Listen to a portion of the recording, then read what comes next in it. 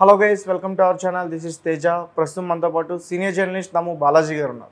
నమస్తే సార్. నమస్తే. టీడీపీ జాతీయ ప్రధాన కార్యదర్శి నారా లోకేష్ గారు ఒక మూవీ డైలాగ్ని జగన్మోహన్ రెడ్డి గారిపై చెప్పడం చాలా కూడా తీవ్రంగా హర్షం వ్యక్తం చేస్తున్నారు. ఎందుకంటే ఒక కుర్చీని డైరెక్ట్గా చూపించి ఆ కుర్చీని మడత పెట్టి ఒక వేదిక పైన ఆల్రెడీ చంద్రబాబు నాయుడు గారు కూడా ఆ డైలాగ్ని అయితే యూజ్ చేశారు. సో దాని గురించి ఇప్పుడు అంటే అక్కడ దాని ఏమంటారు, వేడి పెరిగిపోతుంది రాజకీయాల్లో. కాంగ్రెస్ షర్మిల ఒక పక్క వేడి పెంచింది. ఆ వేడి పెరిగిపోయేసరికి ఇప్పుడు వీళ్ళకి కొంత లైమ్ లైట్ తగ్గింది, తెలుగుదేశం జనసేనకి.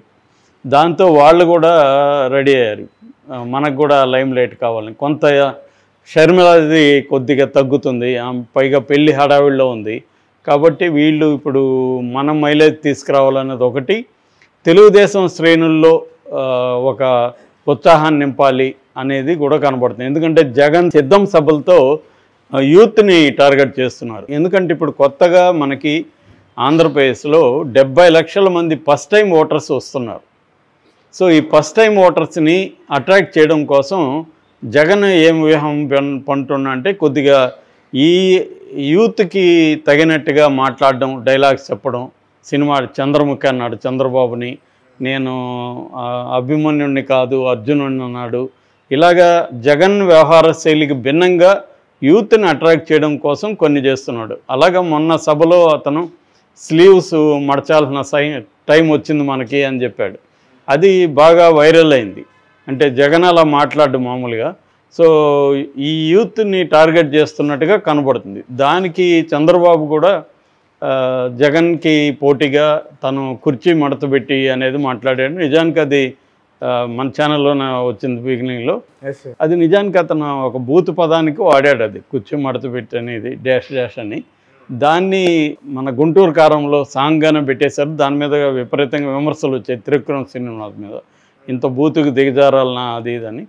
కానీ అది ఇప్పుడు ఏంటంటే వైరల్ అయిపోయింది బాగా. జనాల్లో కూడా ప్రతి ఇళ్లల్లో కూడా దాన్ని పెట్టుకొని డ్యాన్సులు వేయడం అవన్నీ చేస్తున్నారు, రీల్స్ చేస్తున్నారు విపరీతంగా. అది తెలుగు వాళ్ళు ఎక్కడెక్కడ ఏ దేశంలో ఉన్నా కూడా దాన్ని చేస్తున్నారు. అన్ని రీల్స్ ఈ మధ్య ఏ సాంగ్కు రాలేదు. పుష్ప తర్వాత ఎక్కువ రీల్స్ ఈ సాంగ్కే వచ్చాయి. సో ఈ క్రమంలో ఇప్పుడు జనరల్గానే ఏమవుతుందంటే రాజకీయాల్లో ఏది ఇంట్రెస్టింగ్గా ఉంటే, ఏది వైరల్ అయితే దాన్ని వాళ్ళు కూడా పట్టుకుంటారు. ఒకసారి రాజకీయాల్లో వైరల్ అయిన దాన్ని సినిమాల్లోకి తీసుకొస్తారు. ఇవన్నీ పరస్పరం జరుగుతూ ఉంటాయి. అలాగే చంద్రబాబు దాన్ని పట్టుకున్నాడు. దాంతో మళ్ళీ లోకేష్ ఏమో కుర్చీ చూపించి అతనేమో దాన్ని వేరే రకంగా చేశాడు. ఇలాగా నీ కుర్చీని మేము మడతపెట్టి పక్కకి వేసేస్తాము, నీ కుర్చీ ఉండకుండా చేస్తామనేది లోకేష్ అభిప్రాయం. కానీ జనాల్లో కుర్చీ మడతపెట్టి అనేదే బాగా ముందుకెళ్ళింది. దాంతో ఇప్పుడు వైసీపీ వాళ్ళంతా కూడా విమర్శలు మొదలుపెట్టాడు. అసలు నీలాగా కుర్చీని లాక్కునే టైపు కాదు మేము, కుర్చీని ప్రజలు మాకు ఇస్తారు, అంతేగాని మీరు కుర్చీ లాక్కునే బ్యాచ్ కాబట్టి మీకు అలాగే కనపడుతుంది అని ఆల్రెడీ చెప్తున్నారు. ఇక కొడాలి నానేమో, నువ్వు హైదరాబాద్లో నీ కుర్చీ ఎప్పుడో మడతపడిపోయిందిరా, ఇక్కడ కూడా మడతపడిపోతుందని మాట్లాడుతున్నారు. సో ఇలాగ పరస్పరం ఇంకా ఒకరు రెచ్చగొట్టుకోవడం అనేది అక్కడ కామన్ అయిపోయింది.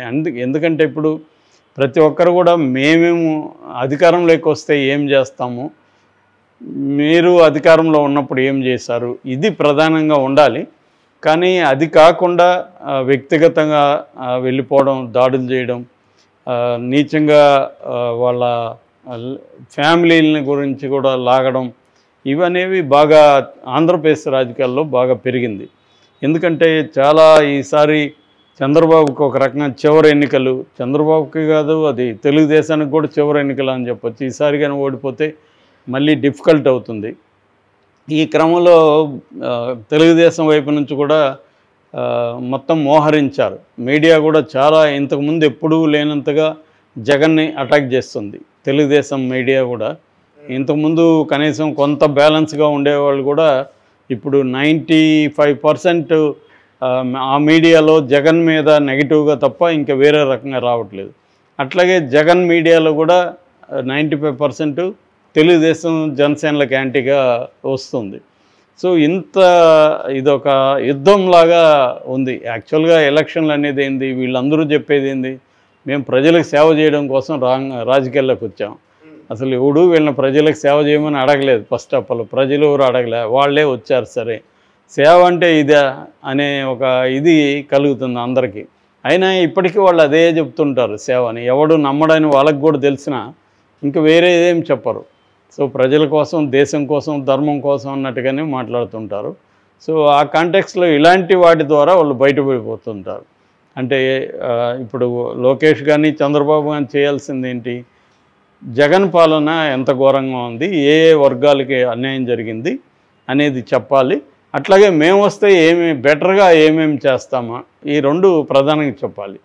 ఇవి చెప్పలేదని కాదు, కొంతవరకు చెప్తున్నారు. కానీ ప్రధానంగా బూతులు తిట్టడం, వాళ్ళని జగన్ని సైకో అనడము, ఈ జనరిక్ టర్మ్స్ అంటారు. అంటే రాష్ట్రాన్ని నాశనం చేసేసాడు, రాష్ట్రం ఘోరం అయిపోయింది, ఇలాగా మాట్లాడడం తప్ప స్పెసిఫిక్గా ఏ రంగాలకి జగన్ ఈ 5 ఏళ్లలో అంతకుముందు ఎంత బాగుంది, ఇప్పుడు ఎట్లా పోయింది, ఈ కంపారిజన్లో చెప్తే జనాలు కన్విన్స్ అవుతారు. తిట్టడం ఏమవుతుందంటే నువ్వు ఒక తిట్టు తిడితే వీళ్ళు కూడా 2 తిట్లు తిడతారు, ఈక్వల్ అయిపోతుంది. దానివల్ల జనాల్లో ఏమీ ఇది ఉండదు. అప్పటికి మీడియాలో కొంత గోల జరుగుతుంది తప్ప నిజమైన జనం ఇప్పుడు చంద్రబాబుకి వేయాలంటే ఎందుకు వేయాలి అనుకున్నప్పుడు జగన్ కంటే బెటర్గా ఏం చేయబోతున్నాడో చంద్రబాబు చెప్పాలి. అట్లాగే జగన్ కూడా అదే చెప్పాలి, నేను బెటర్గా ఏం చేస్తున్నాను. కానీ ఇక్కడ ఏం జరుగుతుంది, జగన్ వరకు కొంత అట్లాగా మాట్లాడుతున్నాడు. కానీ వైసీపీలో మిగతా వాళ్ళందరూ తిట్టడమే ప్రధాన కార్యక్రమంగా మాట్లాడుతున్నారు. ఎవరు గట్టిగా తిడితే వాళ్ళకే అక్కడ మార్కులు ఎక్కువ పడుతున్నట్టుగా మనకి కనబడుతుంది. సో దాంతో ఇంకా రెచ్చిపోబోయేట్టుగా మనకి కనబడుతుంది. ఇదంతా ఇంకా చాలాసార్లు మనం చెప్పుకుంటాం ఇలాంటి టాపిక్, ఎందుకంటే బూతులు ఇంకా పెరిగిపోతాయి, ఫ్రస్ట్రేషన్ పీక్స్లోకి వెళ్ళిపోతుంది. ఇంకా రాబోయే కాలంలో రెబల్స్ కూడా గందరగోళం మాట్లాడుతున్నారు. ఇప్పుడు ఆల్రెడీ వైసీపీ నుంచి బయటకు వచ్చేవాళ్ళేమో చంద్రబాబుని తిట్టమన్నారు, అందుకని తిట్టలేదు కాబట్టి తీసేశారు. అది ఎంత బుల్షిట్ అనేది అందరికీ అర్థమవుతుంది. ఎందుకంటే ఒక నిజంగా గెలుస్తాడు అనుకునేవాడిని జగన్ ఎందుకు తీసేస్తాడు, అతను గెలవాలనేది కదా ఉంది. చంద్రబాబుని తిట్టలేదని తీసేస్తే జగన్ అతనేమన్నా అంత మూర్ఖుడా, ఎందుకంటే తీసేస్తే అక్కడ అతను తెలుగుదేశంలో చేరి గెలుస్తాడు కదా. నిజంగా వాడు గెలుస్తాడు అనుకుంటే ఎందుకు తీసేస్తాడు, అతను గెలవడానికి కదా తీసేస్తున్నాడు. కాబట్టి ఇక్కడ ఏంటంటే వాళ్ళకి ఇంకా వేరే ఏం చెప్పడానికి లేదు కాబట్టి ఇది వచ్చి చెప్పడం. సో పోనీ వాళ్ళు తెలుగుదేశంలోకి వెళ్తే ఇప్పుడు ఏమన్నా సీట్లు ఇస్తారా, అక్కడ కూడా ఏం లేదు. సో ఇక్కడ ఇప్పుడు వాళ్ళ పరిస్థితి ఏంటంటే తీసేసిన వాళ్ళ పరిస్థితి, ముందుకు వెళ్ళలేరు, వెనక్కి రాలేరు. అలాంటిది ఉంది. కొంతమంది వెనక్కి వచ్చేస్తున్నారు, తెలుగుదేశంలో అయినా వెనక్కి వస్తున్నారు, ఇటు వైసీపీలో అయినా వెనక్కి వస్తున్నారు. ఎందుకంటే తెలుగుదేశం నుంచి బయటకు పోయినా వాళ్ళకి వేరే ప్లేస్లు ఏం లేదు, వైసీపీ నుంచి బయటకు వెళ్ళినా వేరే ప్లేసులు లేదు. సో కాబట్టి వాళ్ళు ఇంకా ఏమీ చేయలేక మళ్ళీ రిటర్న్ వచ్చేస్తాం గర్వాప్సిలాగా. ఇక్కడే ఉంటే కనీసం రేపు పొద్దున ఏమన్నా అధికారంలోకి వస్తే మేలు జరుగుతుందేమన్న ఊహతో ఉండిపోతున్నారు. Okay sir, thank you so much.